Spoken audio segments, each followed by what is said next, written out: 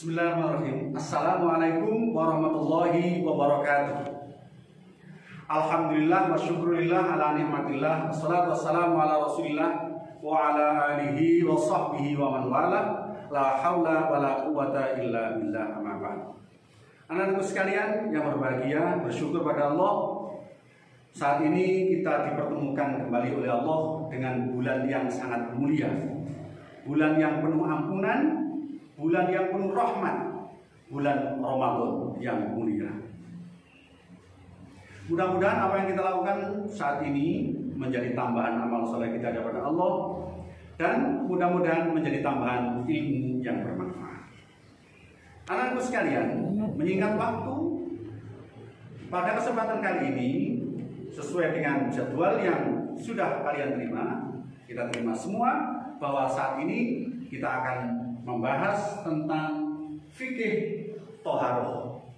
Fikih toharoh. Masih ingatkah apa itu toharoh? Nah, mari kita simak semua apa yang akan kita pelajari supaya menjadi ilmu yang bermanfaat. Menyingkat waktu. Nah, fikih toharoh. Toharoh biasa disebut dengan bersuci. Bersuci atau bersih dalam kamus besar bahasa Indonesia, toharoh dimaknai bermakna bersih atau suci. Allah Subhanahu wa taala berfirman dalam Al-Baqarah 222. Innallaha yuhibbut tawwabina wa yuhibbul mutatahhirin. Sesungguhnya Allah menyukai orang-orang yang bertobat dan menyukai orang-orang yang mensucikan diri. Sekalian, betapa orang yang senantiasa mensucikan diri dan bertobat pada Allah, dia termasuk hamba-hamba yang dicintai oleh Allah Subhanahu wa taala. Toharoh dalam istilah adalah bersuci atau menghilangkan hadas atau najis. Dan bersuci ini, toharoh ini merupakan hal yang sangat penting bagi umat Islam, karena toharoh ini menjadi salah satu syarat utama diterima amal sholat seseorang muslim di hadapan Allah Subhanahu wa taala, dan juga amalan-amalan yang lain.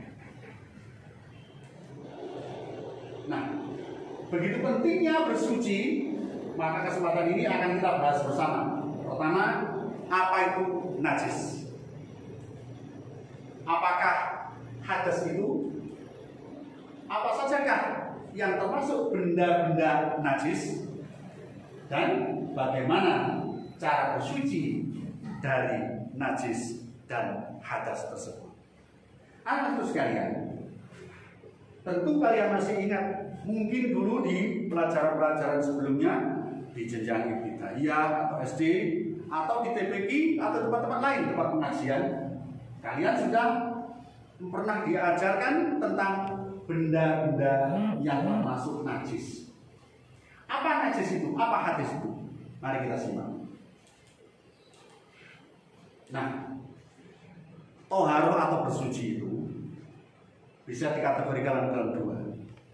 Yang pertama, bersuci dari najis. Yang kedua, bersuci dari hadas. Najis, kalau kita lihat dalam kamus bahasa Indonesia itu dimaknai jijik atau kotor, najis. Dan biasanya najis ini tampak, mudah dikenali. Sifat-sifatnya mudah dikenali. Yang terkenal tiga sifat: ada warnanya bisa dikenali, rasanya bisa diketahui, dan juga baunya bisa dikenali. Itu najis. Dan orang yang tidak membersihkan najis, tidak bertoharoh dari najis ini, akan terhalang dia dari beribadah pada Allah Subhanahu wa taala. Artinya kalau misalnya sholatnya tidak diterima. Hadas. Hadas ini artinya tidak suci. Orang berhadas berarti orang itu tidak suci. Dan biasanya tidak nampak sebagai najis, tidak tampak. Tapi orang itu statusnya tidak suci. Ini hadas. Keadaan tidak suci pada diri seorang muslim yang menyebabkan dia tidak boleh sholat dan lain-lain. Nah sekalian, mari kita lanjutkan pembahasan kita. Nah, sekarang masih ingatkah kalian benda apa saja yang termasuk dikategorikan najis? Benda apa saja yang dikategorikan najis? Masih ingatkah? Ya, anjing, babi. Anjing dan babi ini merupakan benda najis yang sangat berat kategorinya.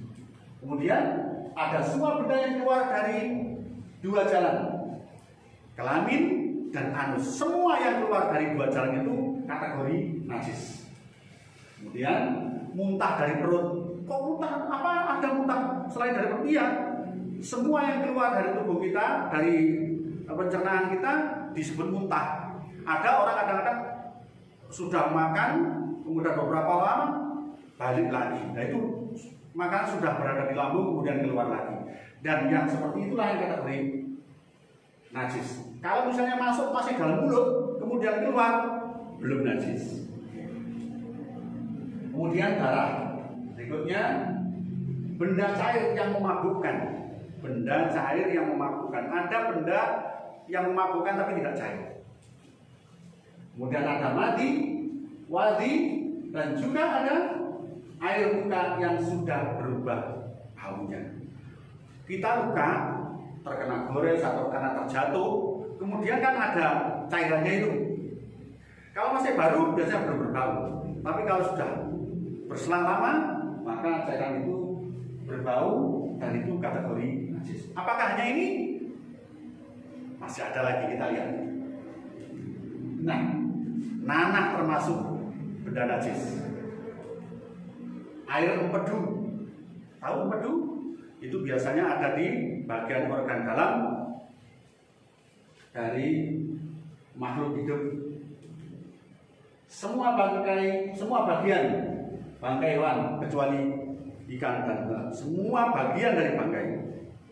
Nah, air susu hewan yang haram dagingnya. Binatang ada yang dagingnya halal, ada dagingnya haram. Yang haram air susunya pun juga haram hukumnya.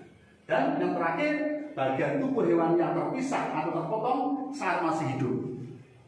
Ada binatang masih hidup, kemudian tertabrak kendaraan misalnya, atau terjatuh, kemudian terlepas anggota bagiannya, maka yang terlepas itu adalah najis hukumnya. Terlepas kalau misalnya yang bagian besar itu tidak najis, tapi yang terlepas bagian kecil itu yang najis. Oke. Ada sekalian, dari 14 ini coba diingat-ingat. Adakah yang belum pernah kalian ketahui diantaranya? Ada sekalian, harus kita ketahui ini semuanya. Karena kalau kita tidak mengenali ini, jangan-jangan dalam aktivitas kita terkena ini, kemudian kita tidak menyadarinya, padahal itu kategori najis. Baik, kita lanjutkan. Nah,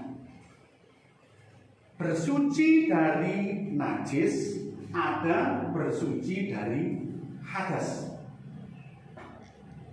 Najis bisa dikategorikan ada 3, berat, ringan, dan berat, kemudian sedang dan ringan. Sedangkan hadas ada 2, hadas besar dan hadas kecil.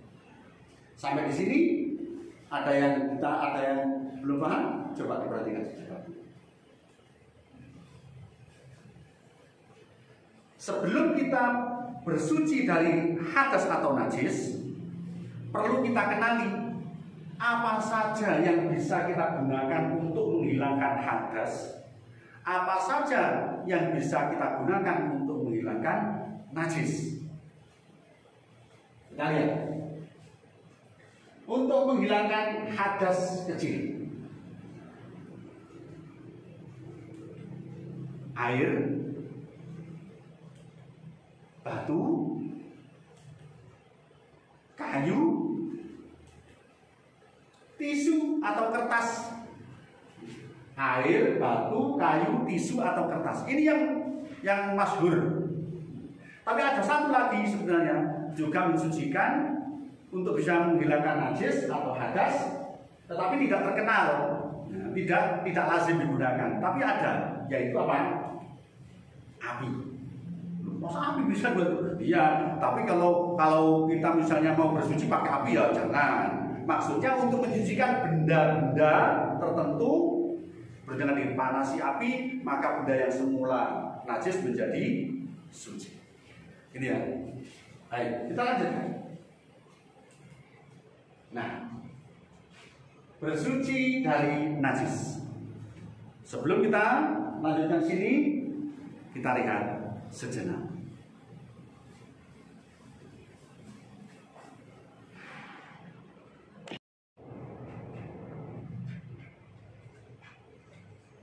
Baik sekalian, kita tadi telah membahas benda-benda apa saja yang bisa digunakan untuk bersuci. Nah, sekarang kita lihat. Kita akan melihat dari tayangan video ini bagaimana bersuci dari najis atau mensucikan najis. Kita simak bersama videonya.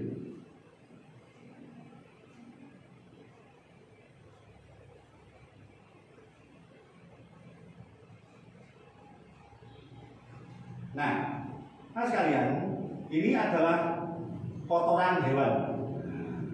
Baik itu hewan apa saja, semua yang keluar dari jalan dua, itu adalah kalau benda itu najis berat, maka cara mensucikannya dengan air, salah satunya dicampur dengan debu atau tanah. Nah, coba lihat, perhatikan itu.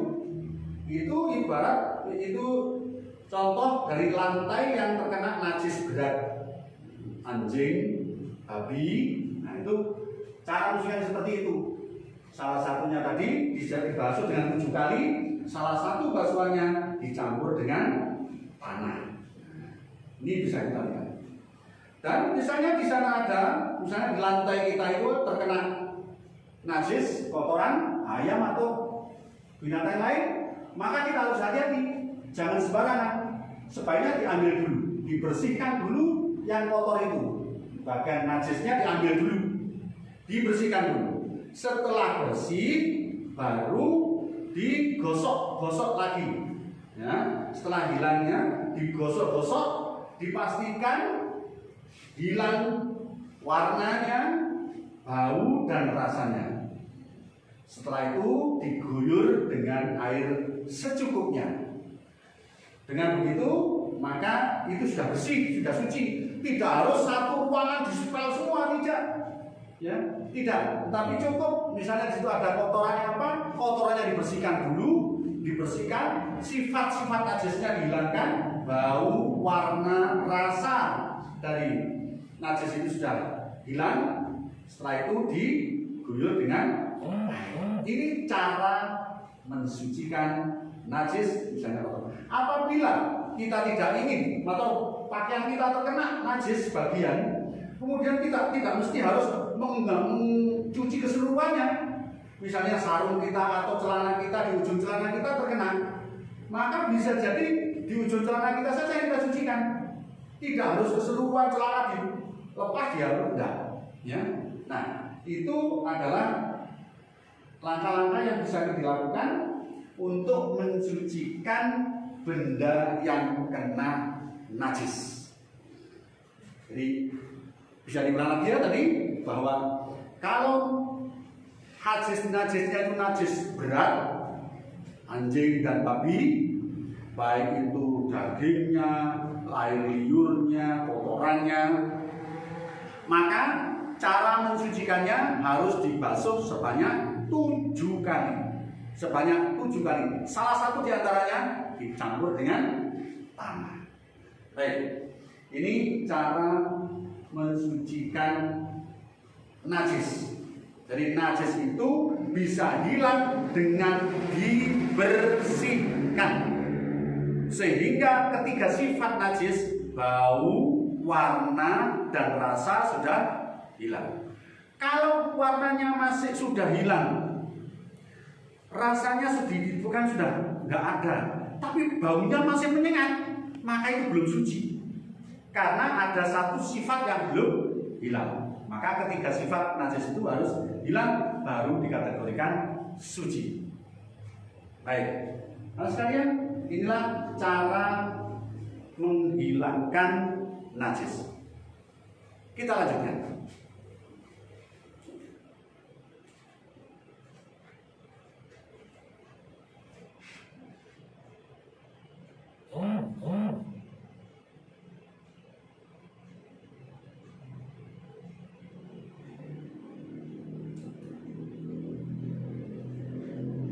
Ya, tata cara menghilangkan najis dari sudah ya. Jadi semoga kita tergolong hamba-hamba yang senantiasa menjaga kesucian diri kita, sehingga sholat kita bisa diterima oleh Allah Subhanahu wa Ta'ala. Lanjutkan, anak sekalian.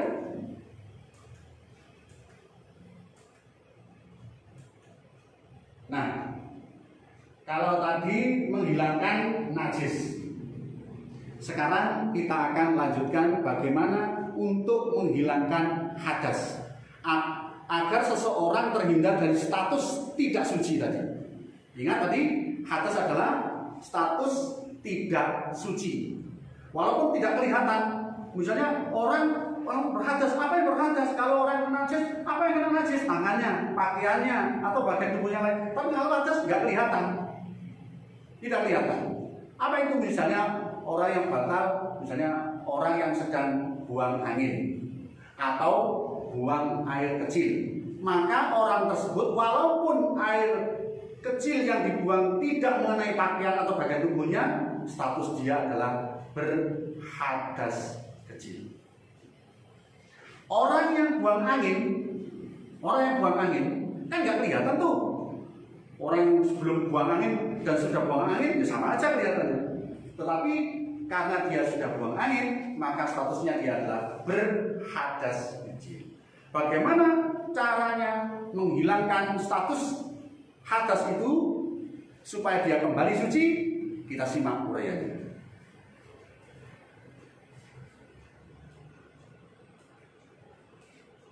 Nah, salah satunya dengan berwudu.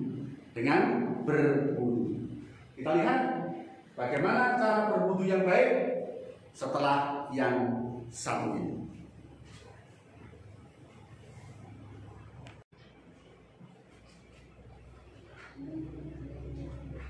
Baik anak sekalian, hadas ada dua macam. Apa tadi hadas? Yaitu status tidak suci. Status tidak suci pada seorang muslim. Ada hadas kecil, ada hadas besar. Bagaimanakah cara menghilangkan status tidak suci tersebut sudah menjadi suci? Kita simak. Yang pertama, ini untuk menghilangkan hadas kecil dengan berwudu. Kita lihat bagaimana tuh cara yang benar. Simak video berikut ini.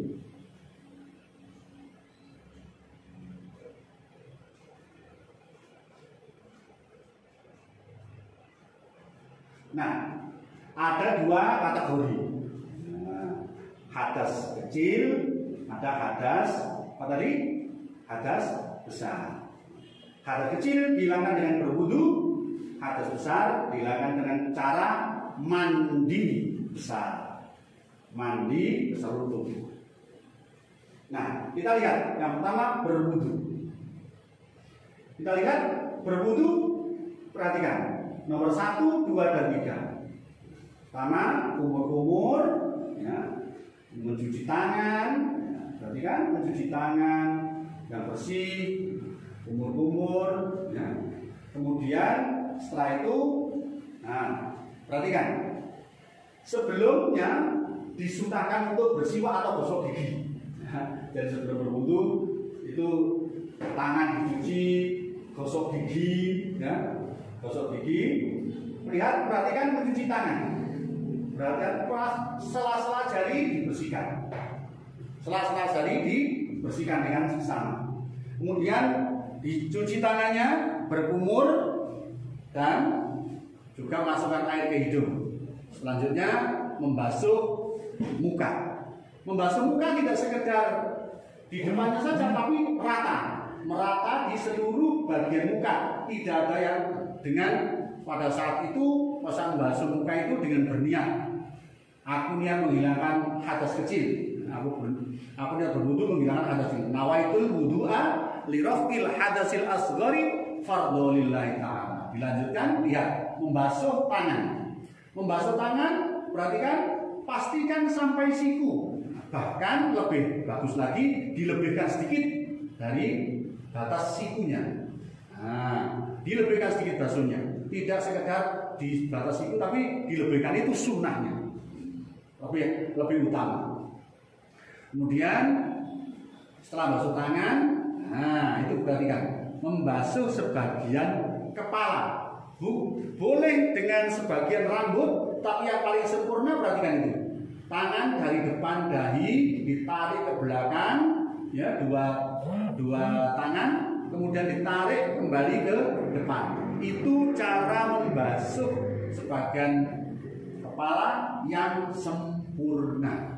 Perhatikan, berikutnya membasuh telinga. Perhatikan, bukan hanya sekedar membasahi ujung telinga atau bagian dari daun telinga, tetapi bagian-bagian dari telinga semua dibersihkan. Perhatikan, tangan membasuh bagian-bagian dari daun telinga supaya wudunya semakin sempurna. Nah, setelah itu membasuh kaki sampai mata kaki. Membasuh kaki sampai mata kaki. Kalau kalian di sungai boleh langsung diceburkan, tapi kalau di keran digelucur.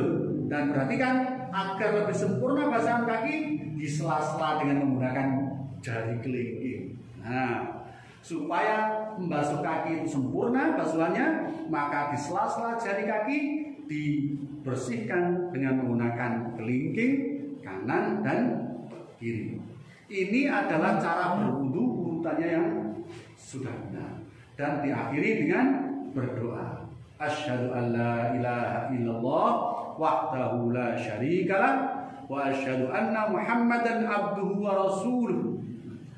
Allahumma ij'alni minat tawwabina waj'alni minal mutatahhirin waj'alni min ibadikas sholihin. Amin ya rabbal alamin. Ini tadi adalah gerakan atau tata cara wudu yang sempurna dari awal sampai akhir. Nah, sekalian, dengan begini kita bisa melihat, memikirkan apakah wudu kita selama ini sudah benar. Perhatikan, nah, jangan sampai menceburkan tangan di tempat bejana tempat air apabila air itu jumlahnya sedikit, tetapi bisa digunakan dengan cara seperti ini. Nah, airnya diambil dengan menggunakan gayung, kemudian dibasuhkan ke kepala. Kalau airnya sedikit, jangan sampai langsung tangan mencebur ke air, supaya apa? Airnya tetap terjamin kesuciannya. Kalau air sedikit, kemudian diambil langsung, tangan menceburkan ke bagian bejana yang berisi air sedikit itu, maka itu airnya termasuk kategori mustakmal menurut madhab Imam Syafi'i. Baik, inilah tentang tata cara berwudu. Kita lanjutkan.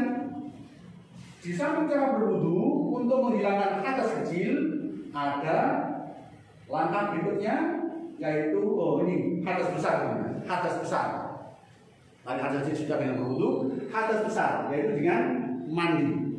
Tidak seperti mandi yang ketika kalian mau berangkat ke sekolah, tapi mandi besar. Kita lihat tata cara mandi besar yang sempurna. Perhatikan, harus sekalian. Nah,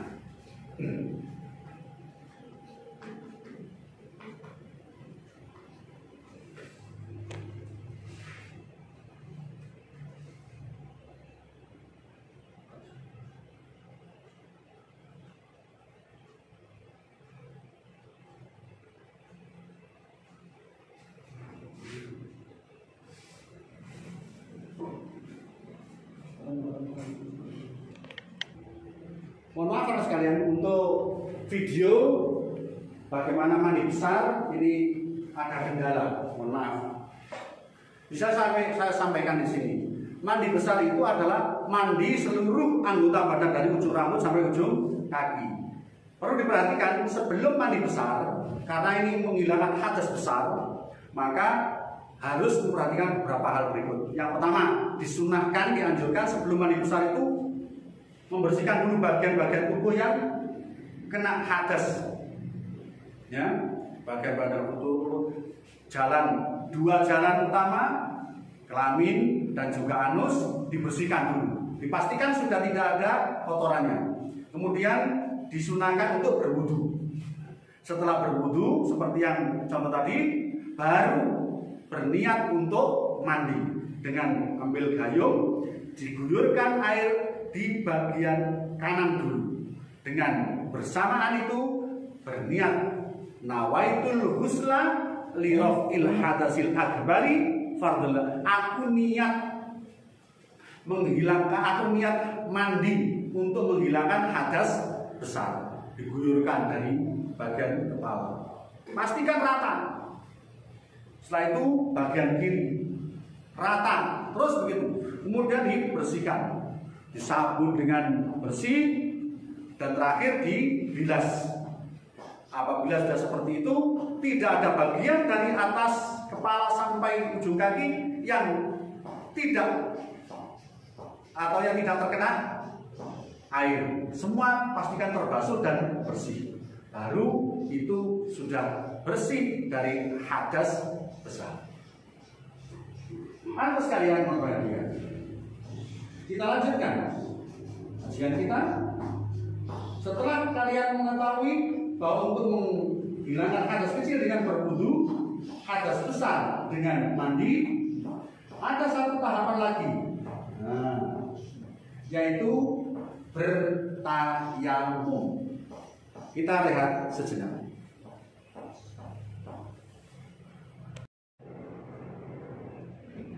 Baik, kita lanjutkan. Tadi sudah menghilangkan hadas kecil dengan berwudu, menghilangkan hadas besar dengan mandi, dan sekarang ada pembahasan tentang tayamum. Apa itu tayamum? Yaitu bersuci dengan menggunakan debu atau tanah. Bersuci dengan menggunakan debu atau tanah. Hal ini dilakukan sebagai alternatif apabila seseorang waktunya sholat dia berhadas, hadas kecil maupun hadas besar, kemudian dia mau berwudu tidak menemui air, sudah mencari ke sana kemari tidak ketemu air, baru orang itu boleh melaksanakan tayamum. Dengan bertayamum maka orang itu akan terbebas dari hadas kecil maupun hadas besar. Syaratnya sekali lagi berusaha mencari air sebelum bertayamum. Kalau misalnya belum berusaha mencari air di dalam gedung gini, cari-cari, oh di sini nggak ada air, juga begitu. Yang dimaksud tidak menemui air kan dia sudah berupaya ke sana kemari tidak menemukan air, baru dia bertayamum sebagai alternatif pengganti wudu atau mandi. Bagaimanakah cara bertayamumnya benar?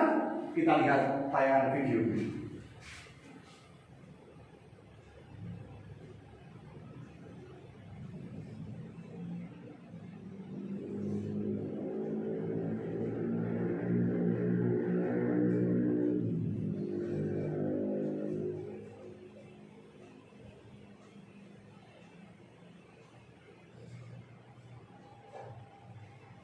Ya, perhatikan, ini orang masih kesana kemari mencari.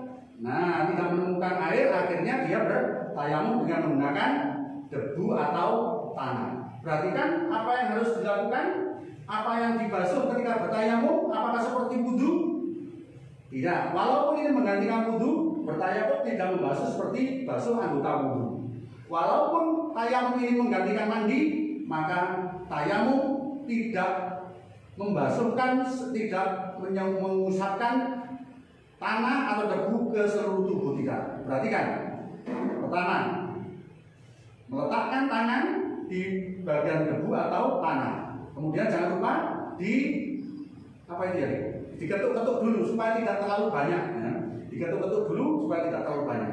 Nah, setelah diketuk baru diusapkan ke muka. Berarti kan bertayamum tidak seperti dulu, walaupun menghadiri wudhu tidak terus kumur-kumur, nggak pakai tangan nggak bisa ya. Nah, jadi berat itu mengusapkan ke muka, seluruh bagian muka seperti ketika membasuh saat berwudhu. Basuh muka saat berwudhu, tidak ada bagian yang tersisa atau terlewatkan. Kemudian diketuk, dibersihkan, baru ambil lagi untuk yang kedua. Ambil itu untuk yang kedua, diketuk-ketuk lagi, nah seperti yang pertama. Nah, ini untuk tangan. Berarti kan untuk basuh tangan, dimulai dari punggung tangan, dari ujung tangan sampai siku, kemudian ditarik ke depan dengan arah yang berbeda. Nah, berarti kan dari ujung tangan saya tidak di tangan kanan, tangan kiri yang membasuh. Nah, diputar seperti ini. Nah, itu cara membasuh. Berarti kan setelah sampai siku diputar, ditarik ke tangan. Nah, itu cara bertayamum, yaitu dengan membasuh atau mengusap bagian wudhu yang dibasuh cukup muka dan tangan sampai siku. Jadi kan tidak membasuh telinga, tidak membasuh sebagian kepala, ya. Setelah itu muka, tangan, kemudian berdoa. Ini cara bertayamum. Anak-anak sekalian yang berbahagia, demikian cara melakukan tayamum. Dengan bertayamum seperti itu, maka seseorang yang tidak menemui air sudah bisa suci dari hadas dan najis, baik hadas besar maupun hadas kecil.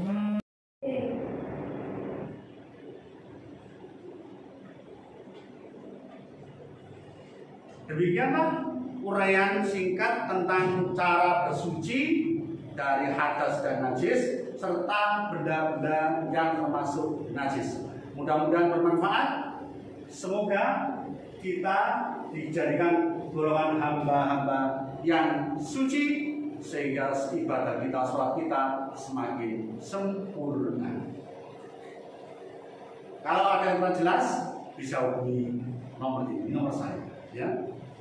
Kita akhiri dengan doa kafaratul majelis. Mudah-mudahan ilmu yang kita pelajari menjadi ilmu yang bermanfaat. Kita dipertemukan lagi dalam keadaan sehat, dimudahkan segala urusan kita. Subhanakallahumma bihamdika asyhadu an la ilaha illa anta astaghfiruka wa atubu ilaik. Wassalamualaikum warahmatullahi wabarakatuh.